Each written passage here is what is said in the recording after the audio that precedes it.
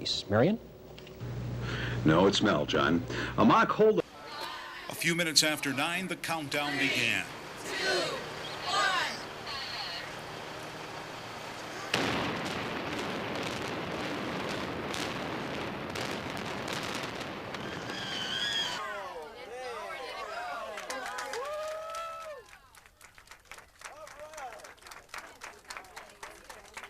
It took only minutes for the cloud of dust to disappear, revealing only a pile of rubble. Report card time, they just called up from the street and they said it looked flawless. They're doing their surveying to see if there's any broken windows. So far they haven't found any. Be about an hour, the streets will be cleaned up and back open up again for traffic. In terms of accomplishing what you wanted to do, pretty much picture book. 100% perfect.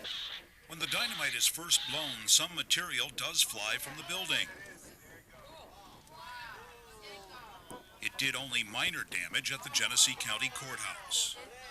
It was only a small piece of concrete, but it penetrated the protective plywood, blew out a side light, and shattered the glass in the main door. County Clerk Michael Carr could find only one window damaged in his office. I thought probably we'd be all right. I thought that they were taking all the precautions necessary, and it seems like they've done pretty good. That's, like I said, that's the only window I have. And I take about half this floor, so I doubt if there's too much more. Now that the building is down, the job of cleaning up will begin.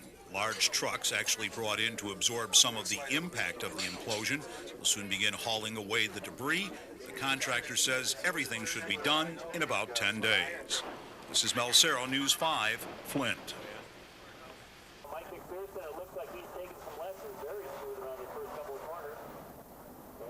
I watched the other drivers roar around the track set up in Buick City's parking lot. Some of them were good. I watched for the fastest car. I picked a maroon one. My luck, they were all the same color.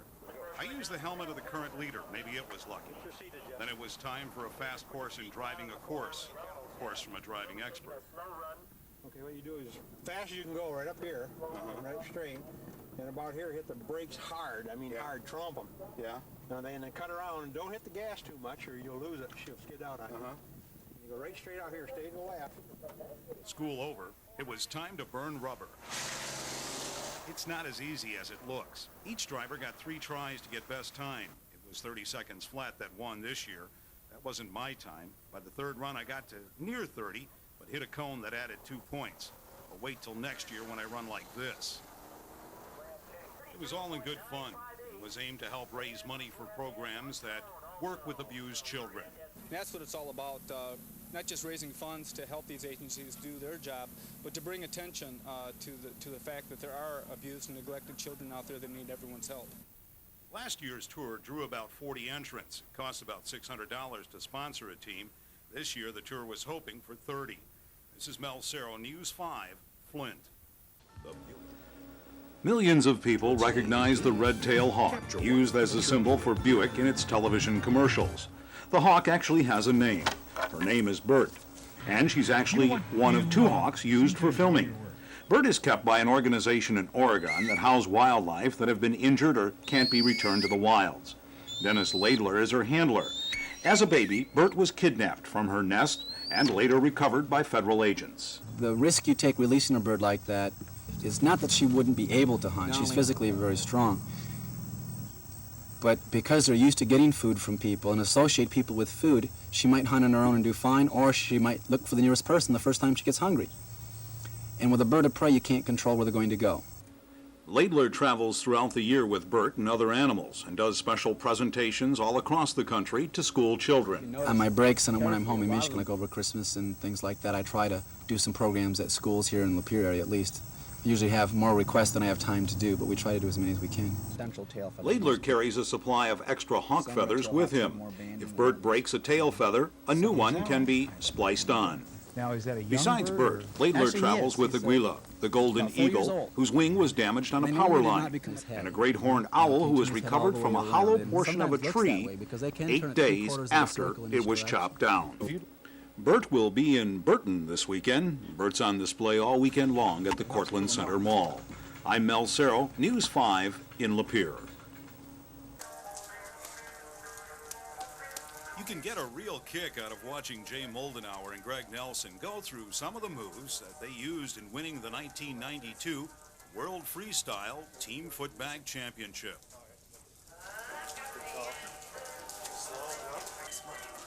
The two men met at a tournament just 7 years ago in Detroit. Practice 2 to 3 hours a day, 4 to 5 days a week. We're setting standards. We've revolutionized what's going on within team freestyle.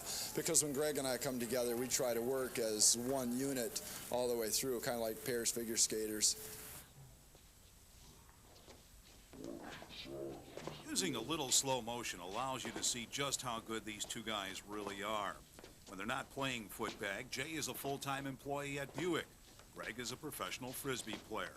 The pair won the world title once before, back in 1990, and Greg believes they have what it takes to repeat next year. There's a lot of teamwork involved and cooperation and communication. You have to be constantly communicating what you're going to do next, and you kind of have to read the other player. But we've been playing together so long, 7 years is a long time to get to know someone. The sport of footbag is about 20 years old, and it's growing in popularity. And you can understand why just about anybody with a few hours of lessons can get down the basic moves. But those basic moves are a long way from the style of Greg and Jay. This is Mel Serow, News 5, Flushing. No matter how careful you are in driving in this weather, many drivers believe the biggest problem is the other guy. People that try to drive too fast for the conditions and have to brake on the highway when you shouldn't be braking, and just people being a little bit too inconsiderate. Driving in this kind of weather does take extra caution. Police say there are some things that drivers tend to do that can create problems.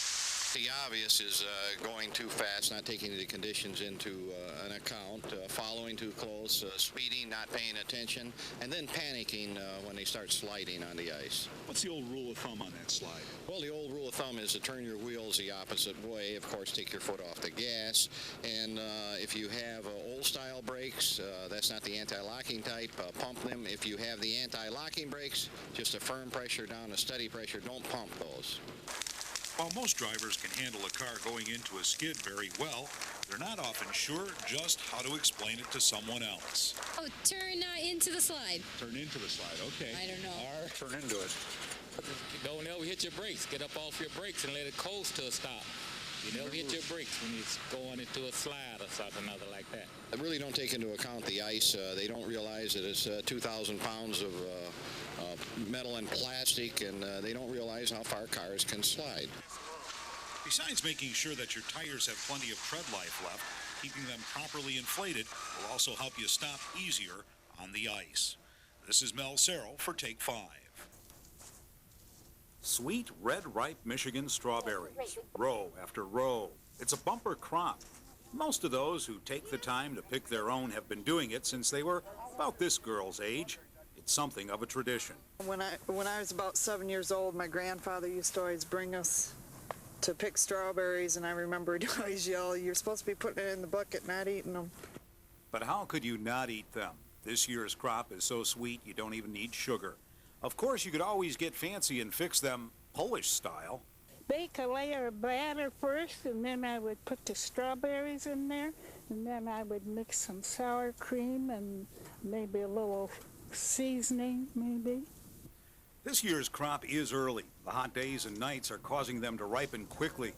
Growers are concerned that many people who pick their own are waiting till next week to get the berries. People just are not used to picking berries this early. They're used to school still going yet, and they're used to school out, and then they come out and pick berries. But we are a week early this year. So whether it's a jam or a jelly or a strawberry pie or strawberry shortcake, Mother Nature kind of pushed the calendar up. And if you like to get your hands a little dirty and your knees a little bit sore, it's worth the effort. This is Mel Serow, News 5 in Otisville. Look at that.